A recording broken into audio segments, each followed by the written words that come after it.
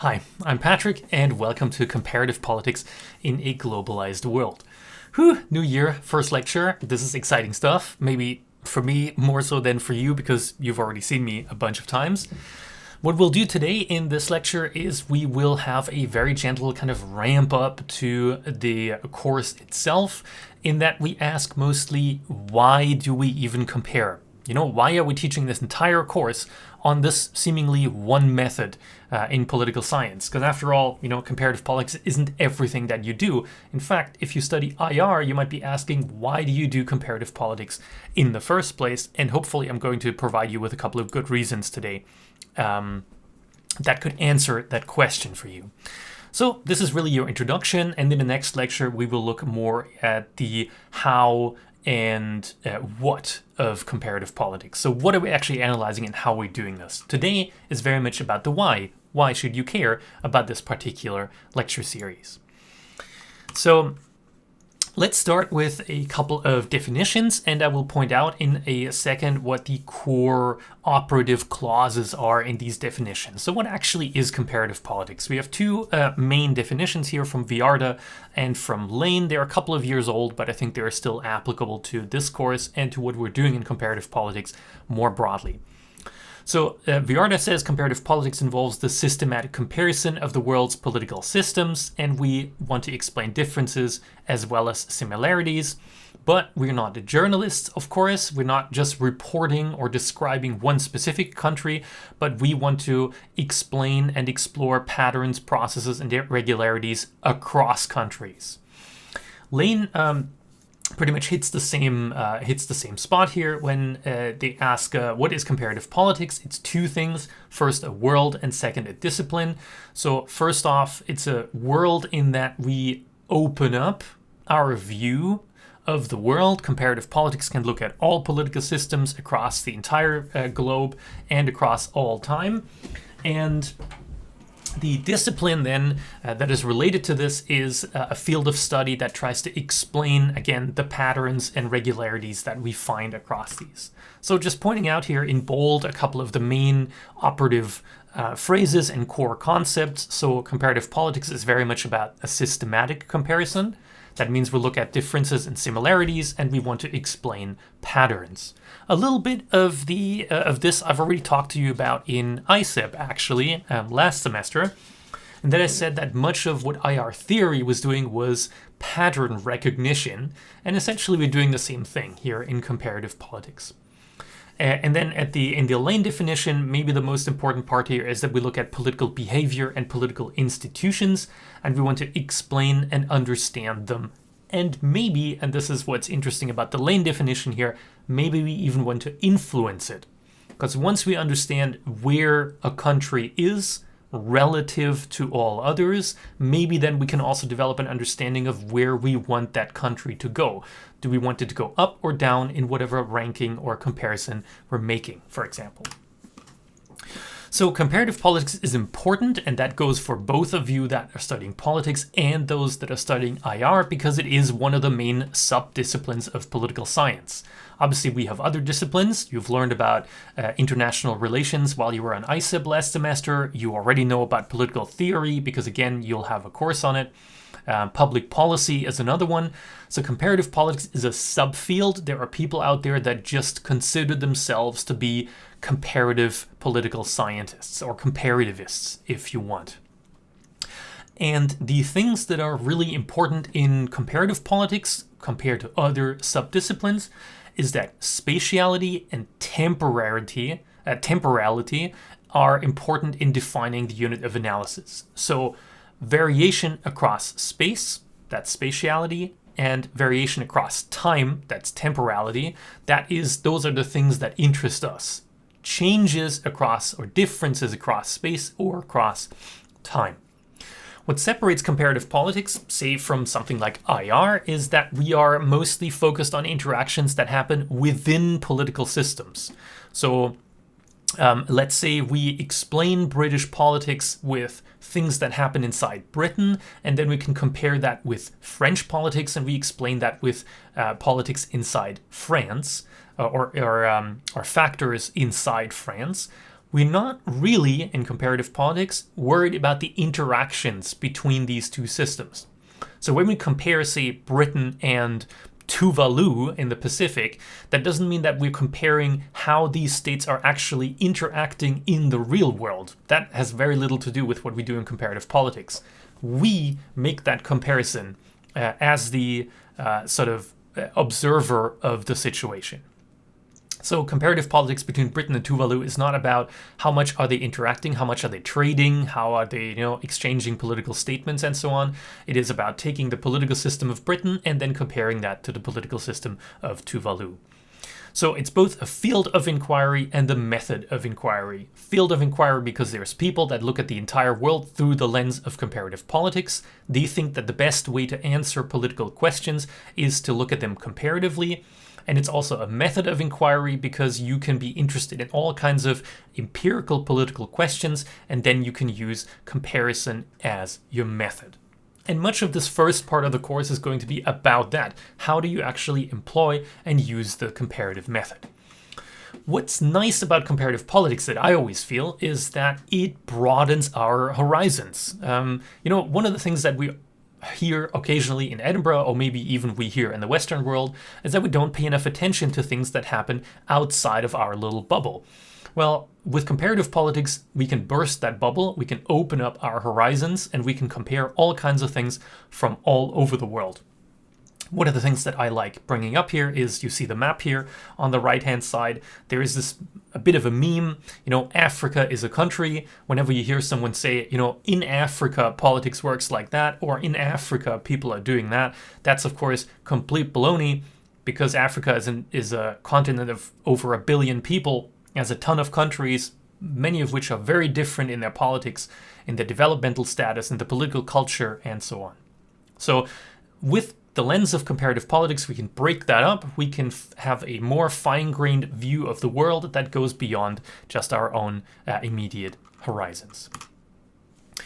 Now, the comparative method itself, comparativists really just do politics using the comparative method. And what that means is that it's an effort to use similarities and differences between political units, that's at least how Schmitter defines it, as a basis for developing theory, for testing hypotheses, inferring causality, and producing reliable generalizations. So most of the things that we do as political scientists, coming up with stories about the world, that's the theory, testing hypotheses, figuring out whether our expectations are true, inferring causality, whether one thing causes another, and producing generalizations, so finding larger patterns about the world. That is everything that we do with the comparative method on this particular course. So other subdisciplines of political science might be doing this too, but they're not doing it through the use of comparison, which is what this course is going to teach you. So there's different ways of applying the comparative method, obviously, and most of the differences between the application of the method come from what you're trying to do with it. So the rest of this first lecture is very much going to consist of what are the purposes of comparison and how can the comparative method help us for each of these purposes. So we could compare to describe things better, we could compare things to explain them, to simplify them, to evaluate them, or maybe even to govern them, so to come up with policy solutions to whatever we find, or to the questions we have. So we can apply the comparative method differently for different purposes, and keep these things in mind whenever you hear something in the rest of the course about how the comparative method is used, and ask yourself just really briefly, what are we trying to do here? Is this study trying to describe the world? Is it trying to explain it, simplify it, evaluate it, or maybe even govern it? The last one is kind of rare, but we'll come to that on the last slide. So the first thing we can do with comparison is description. Describing the characteristics of an object is the first thing that we tend to use comparison for. And this starts from the very simple observation, and that is that the characteristics of any object, of any phenomenon, or any concept are always defined and evaluated in relation to others of the same class. Now, this sounds a little bit abstract, so let's break that down a little bit in more commonplace language. So you can't actually evaluate or say anything at all about the characteristics of an object if you don't also at the same time put it into context with other similar objects. So, is this a fast car? Well, you can't answer that really. Is this a stylish outfit? Well, compared to a potato sack it might be, but compared to other things it might not be. So you can play a little game with your friends and family that is called, well, compared to what? So whenever someone asks you a political question, for example, oh my God, taxes are so high. Oh dear, Britain has too much immigration. Brexit is the worst policy ever. It's so hard to find a job nowadays. Or this pandemic is terrible. You can always ask yourself, quietly or out loud, your friends, well, compared to what? So yes, of course, the pandemic is bad, but is it bad when we compare it to previous pandemics? By the way, this is not to say that the current pandemic is bad, but that if we want to say something about the characteristics, how deadly is it, for example, how much of a public policy problem is it, then we can only find a good answer if we compare it to previous episodes. And then, of course, we can discuss how comparable those previous episodes are. But if you're one of those people that opens Twitter every morning and thinks, oh dear, this is the darkest timeline, surely we're living in the worst ever time, then you should ask yourself again, well, compared to what? If you compare yourself to, let's say, the blissful days of early 2016, that might be true. If you compare it to the 30 Years' War, probably not. So comparison is a key in understanding the characteristics of what you're actually looking at. And you can compare across space and across time, and over time. That's already what I talked about in one of the previous slides. So because we can really only ascribe characteristics to an object when we compare it to others, explicitly or implicitly, the same is really true for political analysis. So when we look at political institutions, at regime types, at public opinion, at policy making, that is all often defined in relation to other things in the same class. So is a particular public policy popular? Well, you know what? If you just look at one case and you see, 60% of the citizens like this public policy, that's actually not enough. That doesn't really tell you if that's a popular policy.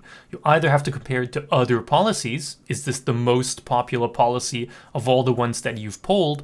Or are you comparing it to policies in other countries, for example, and you see that in this particular country, this public policy has a very low approval rating compared to others. So that's the idea of using comparison as a descriptive tool, essentially. You are putting things into context, you're comparing an object with other objects in the same class. So here's one little graph that shows how this can work, for example. So if you analyze things across space, you can, for example, analyze the electoral systems of countries across the world, which is called a cross-sectional analysis. So do you have, for example, a proportional system or a majoritarian system, as it is, for example, in the UK? And we'll come to these in greater detail. But so that can be one axis that you compare things on across space. And then you have over time, that's the vertical axis, that's this axis here, that basically goes from the 19th century and the formation of what we consider modern states down here, all the way to the 21st century where we are now, and we can compare things over time. And we can, for example, say, are parties today the same as parties were when parties first appeared on the political stage in the 19th century?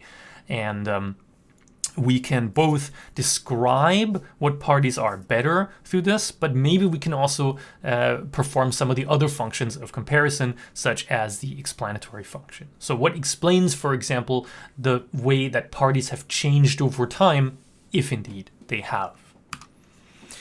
Another example here, when this question I brought up, does Britain have a lot of immigration? Does Britain maybe even have too much immigration? Probably sounds a little bit weird coming from an immigrant myself, but that's certainly a question that undoubtedly you've dealt with in your own lives, at least thinking about that or hearing about that in the papers or from people that you know. Now, if we just look at absolute numbers here, if we just look at the graph for the UK, we see very clearly, even though this ends in 2015, that net that there has been a net influx of people into the UK. So ever since the 1990s, there have been more people that have migrated into the UK than people that have migrated out of the UK. And you could look at this graph and you could say, well, look, clearly, Britain has tons of migration because the red line is clearly above the blue line and it's been above the blue line for a long time. So, clearly, pretty clearly from this graph, we must conclude that Britain has a lot of migration. Maybe it even has too much migration because, shouldn't those two lines be the same, really? As we should only let as many people in as people are going out. And it's really only when you put things in context, when you compare Britain to other states, that you see where Britain ends up on the overall scale. So if you put Britain into context with all the other OECD member states, so basically kind of the Western world, you see that Britain actually lands smack dab in the middle when you express immigration as a percentage of population. So Britain actually doesn't have, compared to its population, an above average level of migration. In fact, it's significantly below the EU average and the OECD average in terms of how many people are flowing into the country. Now, granted, there are other countries that have less net migration. Even EU countries, even neighboring EU countries, the US actually has less migration as a percentage of population. It's partially because it's a very big country, but also places like Italy, the Czech Republic, Israel, or France actually have less migration than the UK. But then you see at the other end of the scale here, you see a huge number of countries that actually have far more migration than the UK when it's expressed as a percentage of the population.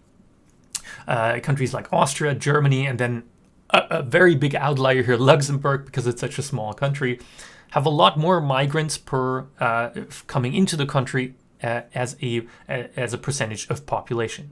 So now, has your opinion then changed? If your opinion before was, Britain has a lot of migration, could you correct this view if you looked at this graph? At the very least, it teaches you that Britain is by no means exceptional in terms of how many people it attracts coming into its country. So that's the first thing that we can do with comparison, is describe these sort of differences better. We can, of course, also have a broader view of the world, and we can look at, for example, things like electoral systems, which is a lecture that I will hold. And I know this sounds not terribly exciting right now, but we're going to make this exciting when we get to it, because electoral systems are actually super interesting, and they have far more electoral and political ramifications than you might think. And you see here, if you just basically open a map of the world, I stole this shamelessly from Reddit here, if you just open a map of the world and you just graph which electoral systems are used where, you see that there's a lot of variation across the world. It's also not the case that there's just proportional and majoritarian systems on either side. You can actually see that there's a lot of variations of these systems. So if we think about, the state of electoral systems around the world, if we don't use comparison, we don't get this kind of full picture. What you see, for example, is interestingly maybe, is that there seems to be a world that is mostly first past the post. That's the red world here, which also tends to overlap pretty significantly with the former British Empire. And then you have a blue world that uses some form of proportional representation that seems to be a little more widely distributed around the world. In the lecture that we'll have on this, we'll look a little more in greater detail at this.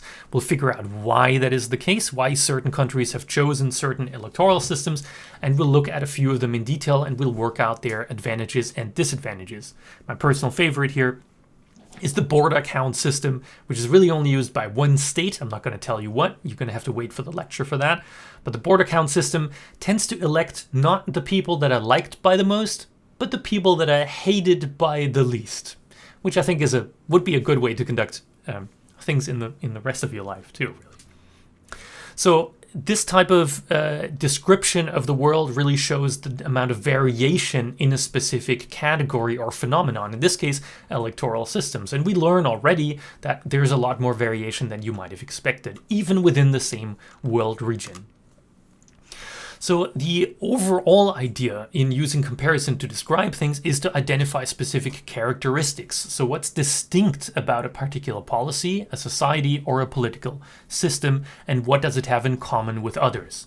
And sometimes we simply don't know the answer to this. Not every political questions have we had a good systematic comparative analysis that encompasses the whole globe, for example, and that would allow us to come up with specific types. So one thing that we could look at, this is just a random map that I stole from somewhere, is the phenomenon of who delivers the kind of end of the year wrap-up speech for the country. Now, some countries do this as a Christmas speech, and you see those in blue here. And some countries in light blue here, and some countries do this as a New Year's speech. You see those countries as a dark blue. We also see that in some countries the president delivers the speech, and in some countries the monarch delivers the speech. But even in a fairly homogeneous continent like Europe, we see that there's a good bit of variation. And now we could think about, well, does this tell us something maybe about the political system? Does this tell us something about which actors are key to the political system, or maybe which actors are tasked with the representative functions of political systems, and why do these differ? For example, why do, of all countries, Germany and the Czech Republic have a Christmas speech, while all the other countries around it, even the other German-speaking countries, such as Switzerland or Austria, or Slovakia here, why do those have New Year's speeches rather than Christmas speeches? Does this have something to do, for example, with the importance of religion in the political system and how religion is tied to specific political rituals? We don't know. But until we make such a systematic comparison, we have no chance of really coming up with any explanations because we can't even describe the variation in the world properly. So we have to measure things, we measure things through comparison, and we can identify trends using comparison with this too. So that's all the first part of what we use comparison for. Description, getting a better map of the world, essentially. And map can be both spatial or temporal, by the way, right? Mapping a variation across time is also perfectly fine as a method. Now, we can also use comparison as an explanation. So the question that we're asking here is, why do things vary? So in the descriptive part, we've established that there is variation, for example, or maybe that there's no variation, and that's maybe even more surprising. And then the next logical question that we're asking is, well, why does this variation exist? So why do societies, systems, institutions, or policies vary? And which factors can explain the patterns or trends? So in the previous example, in the slightly frivolous example, which factors could explain why countries have Christmas speeches versus New Year speeches, and what factors could explain who holds those? It also allows us for a better way of controlling other confounding factors. So comparison allows us to test certain claims of assumptions by controlling for similarities or differences. So in other words, we can, for example, pick very similar countries that have different outcomes. So are there, for example, a lot of countries that are poor, but only some of them have a problem with corruption? Then we can control for poverty as a cause of corruption. If we pick all poor countries, basically, and we can find out, well, what are the differences between those countries that might explain why some have a problem with corruption and some of them don't. And we're controlling for poverty in this case because we've chosen all poor countries for our comparative case study. So we can also find out, of course, which factors cause what. So does poverty imply corruption? So does poverty breed corruption, or does corruption make people poor? And that kind of stuff we can explain if we do temporal comparisons. So if we look at poverty and corruption at time t, and then at time t plus 1, essentially, and we do this over a number of years, we can see which factor tracks which other. So, does poverty go up and then corruption goes up? That would probably mean that poverty breeds corruption. Or does corruption go up and then poverty goes up? This is highly simplified, obviously, and that would imply that corruption breeds poverty. A classic example of this is revolutions are breaking out when people are poor or when people are deprived. We can establish that through a comparative case study too if we control for lots of other things. So if we pick countries, for example, that are very, very different in their political system, different in the political parties, different in the political cultures, but they all are experiencing deprivation, like that's the only thing that connects them, and then we get revolutions in all of those countries that we look at, that is a pretty strong indicator that it is the deprivation that makes the revolutions happen rather than any of the other factors that are sometimes present and sometimes they're not. We also can build theory, of course, through this explanatory function, because once we've done a systematic comparison, we've come up with a few factors that can explain certain outcomes. Then we want to come up with a general explanation of why those things are connected. So once we assess more than one case, we can then build theoretical frameworks that help us understand the connections between phenomena. Simplification is often a good thing that comparison can give us, in that once we are forced to step away with just one case, maybe it's our pet case, maybe it's the case that we know most about, once we step away from that, we actually compare it to many other things, we find it easier to abstract from complexity and nuance. So because we don't have to dig into any one case in specific, maybe if we compare, 20 countries, 50 countries, and so on, we really take a bird's eye view of the situation, and we maybe gain a better understanding of what the broad strokes outline of the problem or the question is if we compare.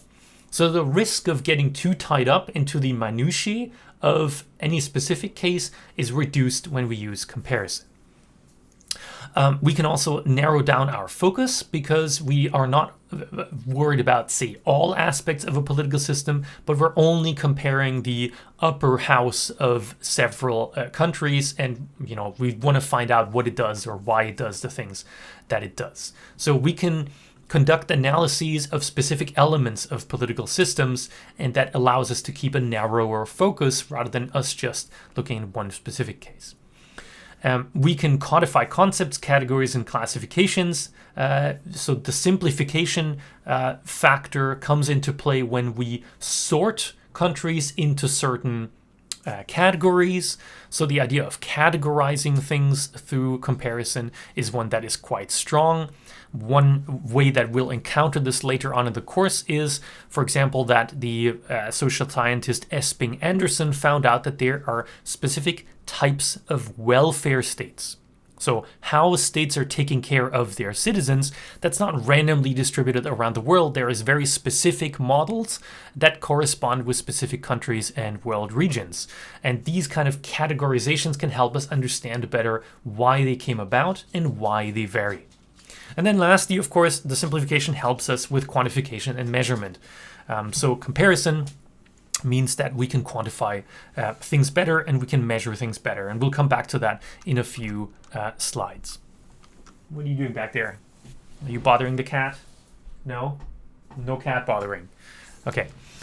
Now, evaluation is another thing that is tied in to comparison as a tool. I've technically already talked about this a little bit when I told you that we'll always evaluate the characteristics of an object in the descriptive function when it is compared to other objects in the same category.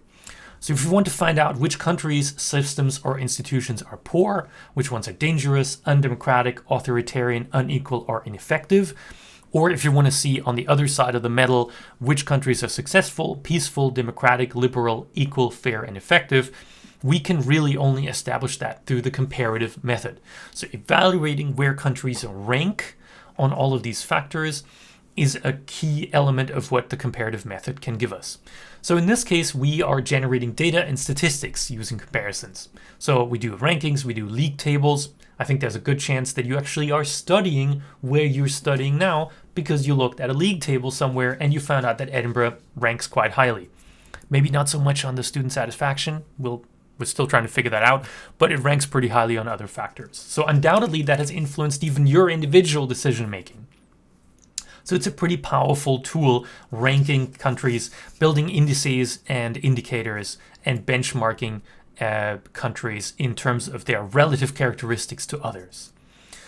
Now, not always are such comparisons meaningful. So, of course, we have to understand the limitations of them, because not every time we rank something does that necessarily mean that A, we've understood what's behind it, and B, that implies necessarily a specific course of action that comes out of this comparison. So how much analytical understanding can these comparisons really offer? So we'll always have to stay critical. Just because something's in a league table, just because something's been ranked, doesn't mean that we should just uncritically accept this as gospel. I'm going to give you two examples of how this evaluation function can be performed by the comparative method. The one, you'll probably have seen this at some point. This is the Fragile State Index. The FSI. Until a couple of years ago, this was still called the Failed State Index, but they realized that wasn't, such good marketing. No one wants to be ranked on the Failed State Index, and also some countries rank really low on the Failed State Index, so that means they're only failing a little bit. It's just not a very good concept. So they've now pivoted and called it the Fragile State Index. So the Fragile State Index looks at countries around the world, and it evaluates how resilient their political systems are, how stable their political systems and their societies are. And you see that this is a map that you often see in political context. You see that most of Europe, Northern America, and certain other parts of the world, such as South America, Oceania, and parts of Asia, are really stable. They're really not very fragile, but you already see that there's a lot of differences even within Europe. Not all European states are equally stable. And there's also a lot of variation in regions that you tend to associate with fragility of states. So let's take Africa here, or the Middle East, for example. But we, of course, have to first understand how we've arrived at this index. This is clearly based on essentially one number. You see the scale here on the right-hand side. It goes from 0 to 120. So how have we arrived at this number? And then what does this number actually tell us? The fact that we've ranked these countries, well, that doesn't really tell us much about what we're supposed to do with it. Because just knowing that something is fragile doesn't necessarily imply a specific policy that's related to that. How do we stabilize these states? How do we help states that are currently in a fragile position? Because, for example, the index tells us nothing about how they've arrived there. Are they unstable due to economic concerns, political concerns, other military conflicts? Could be a combination of all of those, and so on. So that's maybe one evaluative function performed by the comparative method. Another one that you actually were a part of, whether you knew that or not, is the PISA test scores. So you know that these test scores are collected all over the world, and they are supposed to measure how well students in schools are doing, relatively speaking. So again, this can only be evaluated relatively speaking. If I just asked you how good are British students at reading, how good are British students at math, you can't actually say anything about that because you have no comparative object. Now you could say, for example, that people in London might be better than people in Oxford at math, but then again, you've already introduced an element of comparison. In the PISA test scores, we want to know how well whole countries are doing on these scales, and we can see that the UK tends to do okay on the science scale. I know, by the way, these numbers are a couple of years old. I couldn't find nice graphs for the last ones. The UK is doing quite well on the science side. The UK is not doing all that well on the reading and on the math side, where certain Asian countries are all the way at the top of the league table. And again, we have to first understand where these numbers are coming from, and then that might imply what kind of policy actions we can take. And just to illustrate that there is a lot of variation both across cases, so across countries, but also there's variation within cases, I've given you the inner UK scores for the past couple of years. So you see the constituent nations of the UK here, Wales, England, Scotland, and Northern Ireland, and you see that in fact they're not all scoring equally well. So yes, England has the highest overall scores, but then there's a good bit of variation in the other countries. So Wales, for example, consistently scores worse in these subjects that are being evaluated than the other nations, and there's also quite a bit of movement. Northern Ireland, for example, has recently overtaken Scotland although that is mostly due to Scotland just seeing a steeper decline here. But so what does that imply? What kind of policy actions should we then take? So if you were to advise the Prime Minister, God forbid, if you were to advise the Prime Minister on, how do we improve our PISA scores, you have to look at this comparatively. You have to know where you are compared to others. And then you have to know essentially who you have to steal from. So which methods can you adopt to improve your own scores? And we also see that maybe the methods that we adopt have to be different depending on which part of the UK we're in. Now, the last aspect of comparison that I want to cover is governance. And this is quite quick because I've already related to it, because I've already talked about it on the previous couple of slides. So governance really in this case means influencing behavior through both regulation and through resource allocation. So you might, make certain things illegal, for example, that might be regulating, or you might encourage certain other things. You might give tax breaks for specific behaviors. You might give money to specific industries to help them thrive. And so, in other words, you're trying to influence society and the economy around you to go in a certain way. And now, there's an important aspect to this type of comparison, for example, in that it is performative. So performativity comes mostly from critical studies, and it relates to the idea that the way that we think, and especially the way that we talk about the world, can influence our courses of action and will influence how we see certain problems and which solutions seem obvious to us and which other solutions we're not seeing. So, considering climate change to be a problem for the whole world is true, but once we employ comparison, we also see that certain states are much more responsible for this, of course, than others.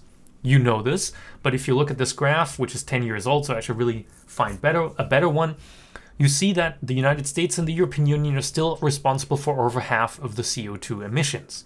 So once we bring comparison into this, it suddenly implies a different course of action maybe than, say, us thinking that the whole world has to come together, because really the rest of the world is a relatively small fry compared to the influence that the US and the European Union have over climate change and CO2 emissions. So the way we think about this, the way we compare ourselves to others, the way we compare our countries to others, can have an effect on governance.